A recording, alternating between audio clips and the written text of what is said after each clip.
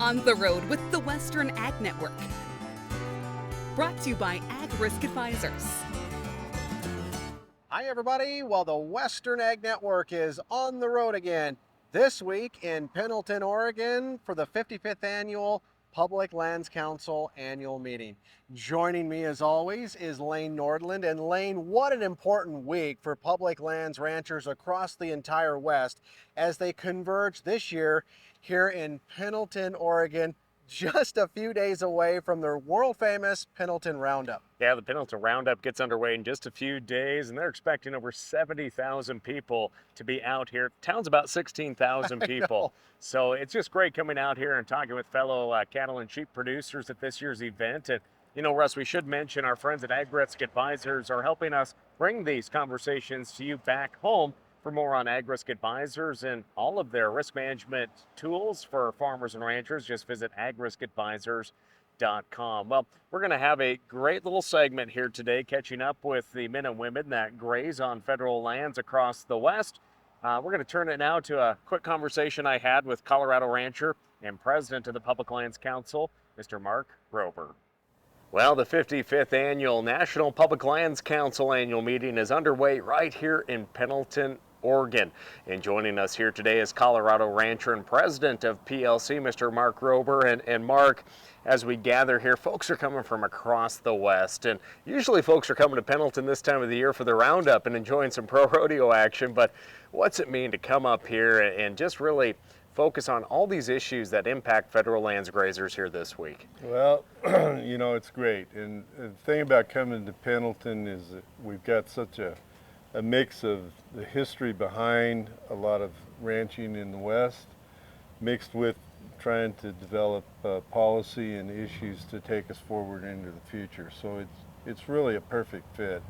And, you know, we appreciate the city of Pendleton and hosting us, and then actually having it right next to the Roundup gives our folks a chance to unwind and enjoy that after they get through deciding policies. So it is a perfect fit. Now, you know, there might be some people out there, Mark, that are saying, why do cattle and sheep graze on federal lands? You know, you see videos online of hikers saying, why are there sheep here? Why are there cattle on these forest lands or BLM lands? I guess when you encounter that question, what is your response in terms of the role that cattle and sheep grazers play in a healthy ecosystem? Well, it's a very important role, and you know, federal lands were set up with the idea of securing rural communities, and grazing was always a big part of that, and actually a lot of the regulations that were initially put in as tying to base property and those type of things were put in by the livestock industry to try and secure the future of those small rural communities. And so that's a big important part of public lands ranching that gets, this day and age, kind of gets pushed aside and forgotten about. But a lot of these small rural communities really depend on the ranchers, not only to provide open space, to do the ecosystem management on the ground to keep it healthy, but also to support their rural communities and schools and all of that. I mean, it is a community type ranching business. So all of those things tie into public lands ranching, and that's why we're here. And I mean, that's why it's important to me and important to everybody that's here to secure that for the future. And Mark, you know, with your role as president of PLC, and we here at the Western Ag Network, we were at a lot of the same meetings, whether it was annual meetings or summer meetings. Yeah, we cross paths pretty often. And sometimes it's at the bar, just getting a water, a sarsaparilla, that's right, of course. That's right. But, you know, when we're there, obviously this year, a lot of big items, Endangered Species Act, one of them, but that BLM conservation and landscape health rule, that was one of the top issues that was discussed this year, and obviously that's going to be discussed this week. But do you want to share maybe an update on that and some of those other key issues that impact public lands ranchers here in 2023? Yeah, well, there's a multitude of issues. I mean, we can go on for probably longer than we have time to discuss as far as the issues, but the BLM rule is one of those major issues. You know, we continue to reach out to the BLM and say, let's sit down and see, you know, there's parts of this that we might be able to come to agreement on. But, you know, the biggest issue we've had was just the process that they went through in kind of throwing it out there. But, you know, there's a lot of other issues. ESA continues to kind of rise to the top. We've got sage grouse, we've got wolves. I mean, we just, people in our industry get tired of always being pointed at, you know, that we are a problem, and in reality we still feel we are a solution if we're willing to sit down and work things out. And that's a lot of what we try and emphasize, and what we'll talk about this week is how can we be a solution to a perceived problem. Yep. Well, and also with that, Mark, you know, a lot of the time we have to focus on issues that are kind of negative, but to advocate for the people out on the landscape making a go of it, in agriculture. But there's also some educational workshops and speakers here this week on grazing management, on technology to improve grazing techniques on private and federal ground. So folks are going to be walking away with some more knowledge just to become better land managers as well. Oh, that's exactly right. And I mean, you know, some of the workshops we've got planned is integrating technology into ranching with virtual fencing, with those type of things. And those are some of the workshops we've got planned. And, you know, we continue to try and improve our industry and improve our operations.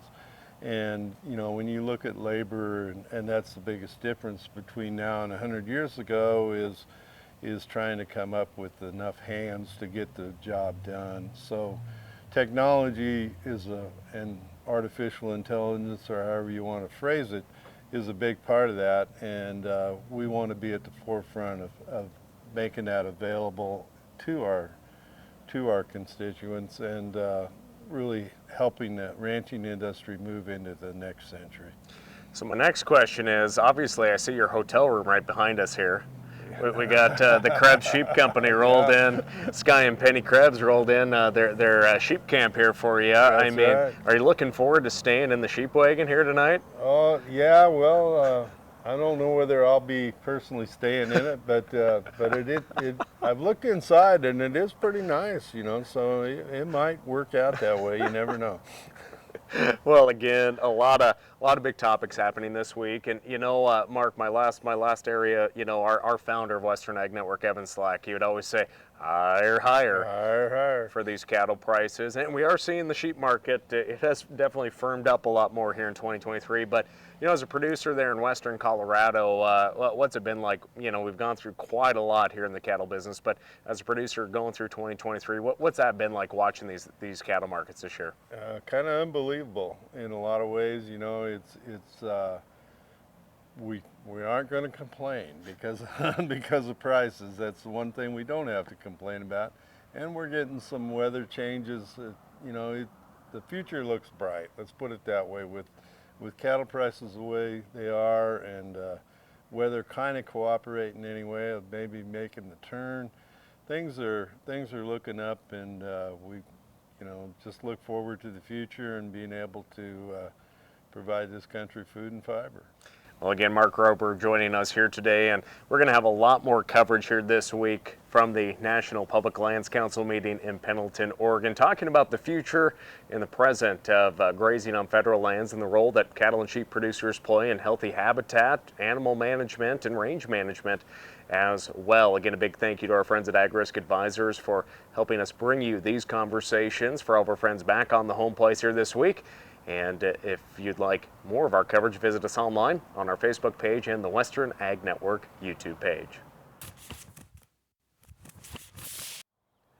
Well, as we continue our coverage from here in Pendleton, Oregon at the 55th Annual National Public Lands Council annual meeting, one of the public lands ranchers in attendance here in Oregon this week is the Montana Public Lands Council's chairman, Vicki Olson.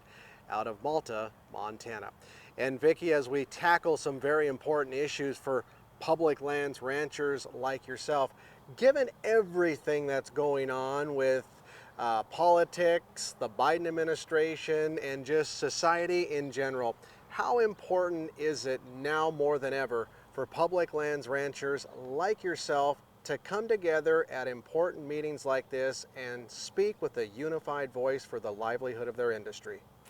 Well, everybody needs a voice, but a unified voice and working together is how we get things done. I mean, but working together, doing comments and trying to get the regulations to where they work for everybody and making it work, but working together and everybody speaking from the same voice. I mean, we were just talking about the conservation rule and how many comments they had and who was going to get counted and what was counted as far as substance and that kind of stuff. So yes, speaking together and everybody getting their voice heard, but speaking unified.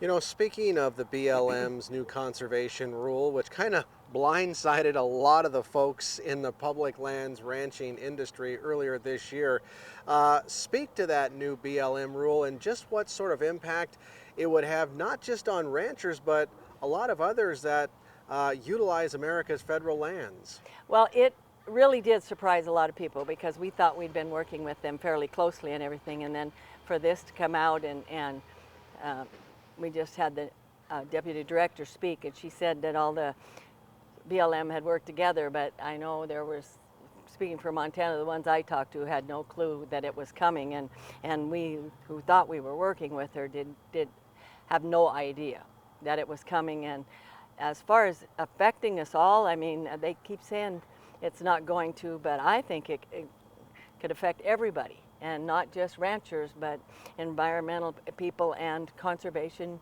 and recreationalists especially.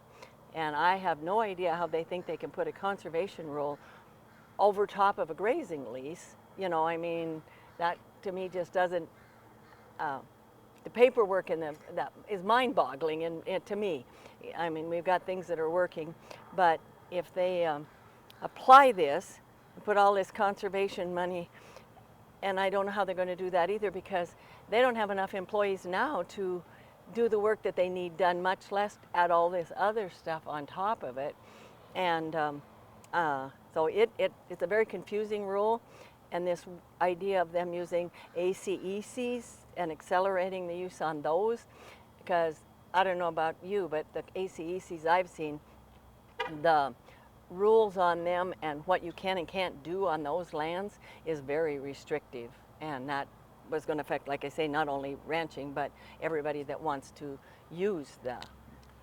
Well, how frustrating was it, I mean, for ranchers like yourself who, leading up to the announcement of this new conservation rule, it's not as if groups like the PLC and NCBA and the American Sheep Industry and America's Federal Grasslands, I mean, it's not as if you guys hadn't been visiting with agency officials both at the state level and at the federal level leading up to this rule, because they were already asking for solicitation on, you know, just updating grazing rules, and then to have this thing just come out of thin air and blindside everybody, that has to be extremely frustrating. Well, it was, and they violated quite a few rules of engagement in the way they brought it out. I mean, they didn't have the collaboration and stuff that their rules call for. So there's a lot of it that violated rules, as well as blindsiding everybody that thought that they were working in good faith. You know, I mean, like you say, we meet with them yearly in DC and everything else, as well as having them out to our other meetings. So yeah, it's kind of a slap in the face. You know, let's talk about a big issue back in your home state of Montana, and even drilling down a little bit further, Phillips County, where you actually ranch. I mean, what's the latest regarding the APR's wild bison and the BLM and talking about grazing and how that's impacting and going about a lot of different things that might not necessarily be what they're supposed to be doing? Well, I have watched this for many years, of course, but the fact that we are now in review within the BLM and all the final, I just got an email today on the final documents are supposed to be in, but then it's going to be one lawyer that reviews all of that stuff and gets that up to date. But the fact that the state of Montana has backed us so well, and Austin Knudsen and the governor and all of them coming out and protesting it and providing legal help and that kind of stuff has really, I would think, if I was looking at it, the fact that everybody in the state agencies as well as the ranchers, I mean, to me that should have a bearing, that everybody is, and the fact that the state is, in their plan, they've got 2 pieces of APR property and state land here, and they wanted to run it year round on all these 3 pieces of property. State land said, no, you can't run on this bison on this state land until we get this settled. So now I'm not sure what they're doing with those private lands or whatever they are, because they can't run on those state lands until this whole thing is settled. So that has held them up some. Well, I was just going to ask you one more follow-up on this question, then we'll kind of wrap things up. But I mean, for folks outside of Phillips County, outside of Montana's border, what are the red flags, and why are ranchers like yourself so concerned about APR's wild bison? Well, a lot of it is they've not had to follow the rules.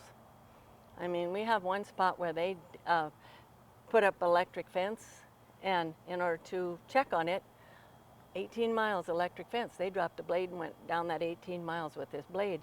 I can't get a water line that I can put over top of my BLM land during the drought to water my cattle without 2-year delay. But they went out there and dropped a blade without the archaeological and the cultural, and did they get their hands slapped? No. And they got one area that in the first EA that says it was used for mule deer winter habitat, and it was supposed to be rotational grazing. They haven't done that. The posts, the gates, the brace posts, everything's gone. So you know they're not following the EA. And so it's things like that they're violating the rules of the BLM, and the BLM's not holding them accountable. And so those are the kind of things that we are opposed to. I mean, and if they want to graze their bison on their own private land, then that's fine with me. But that's not what's happening. Hey, last question for you. You know, another big priority for the Public Lands Council is meaningful Endangered Species Act reform. How important is that we work towards that, especially leading up into another political election year where folks have an opportunity to elect some new representatives in Congress and a new president in 2024 that could help public lands ranchers and private land ranchers really accomplish meaningful ESA reform? Well, that's just it. ESA is so important because they can shut you down from doing anything, and it doesn't matter if it's public or private lands. They can shut you down from doing almost anything, even if it's your private land, and so that is so scary.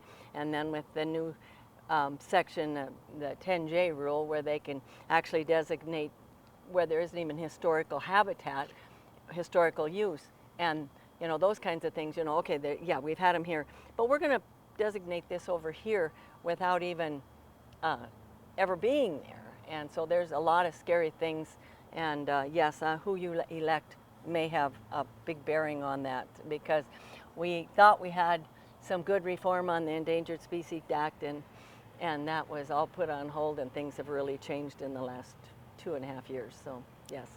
Absolutely. Well, as always, we appreciate you joining us here on the Western Ag Network.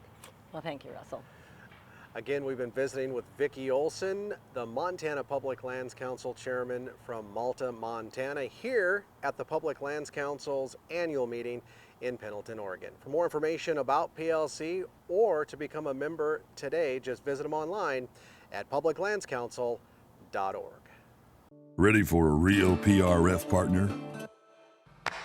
He was willing to track us for a year and provide that data back to us for a year. that's a guy making a pretty big investment. At AgRisk Advisors, this isn't our first rodeo. We are one of the most experienced in pasture rangeland forage. Honesty, commitment, trust. Many companies use these words. At AgRisk Advisors, we earn them.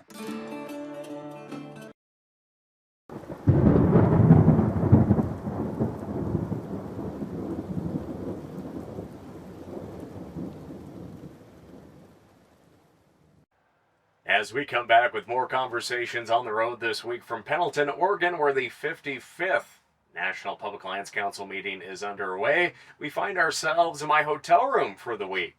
Well, not really. We're sitting in the sheep wagon from the Krebs Sheep Company, and joining us is Mr. Skye Krebs himself.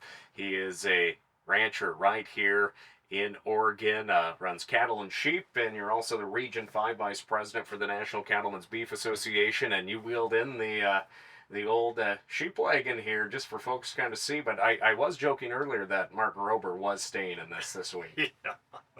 Well, thanks for being here. I never thought we'd be sharing a moment in my great Uncle Bob's sheep camp, but here we are once again. And yeah, my great uncle back in the day when sheep were big around here, he wanted to have his own, so he puttered around and built this. Those are his initials there, the RL, Robert Lowe, and it's been in the family ever since. He said he even made a path down through Portland when they did the Rose Festival back one time. He drove her in the Rose Festival parade. Now, whether that's true or not, but that's family folklore.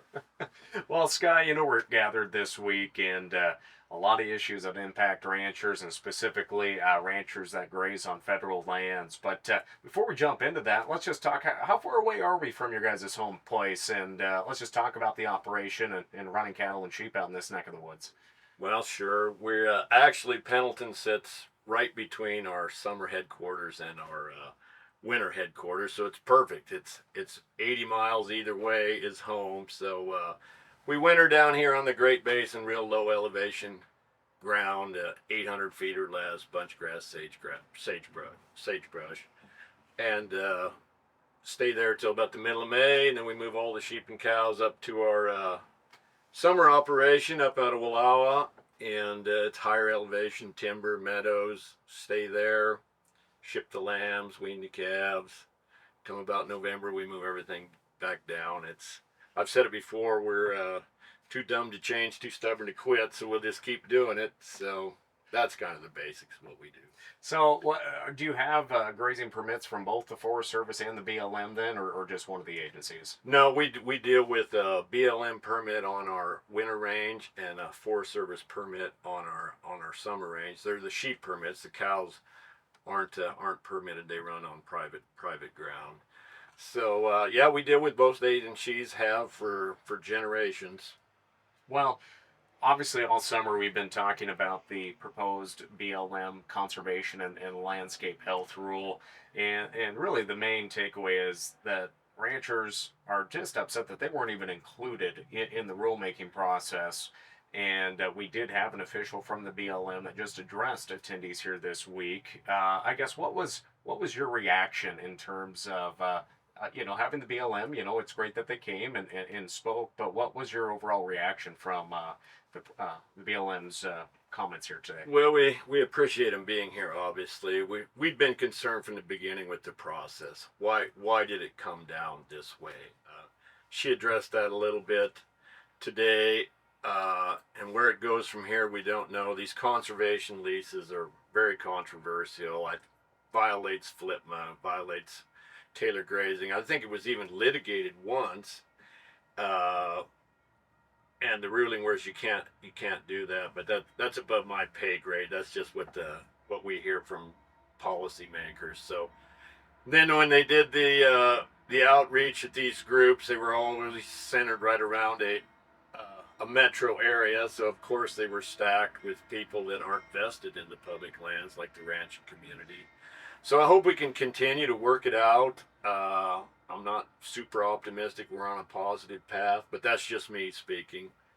But they got to keep the multiple use has to be out there. but they got to protect the grazing part of it.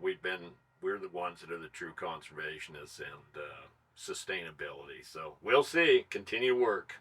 What was that feel in the room there, though, when BLM was fielding some of those questions and concerns? There was a lot of concern. All the questions had concerns with the process. Is grazing going to be protected? Are these conservation leases going to supersede the grazing leases? She made a couple comments that they wouldn't. Although we've had some additional data being gathered that said no, if they get a conservation lease, that is the overriding one. So yet to be determined. A lot of work on there, a lot of concern out there. It's kind of stirred everybody up.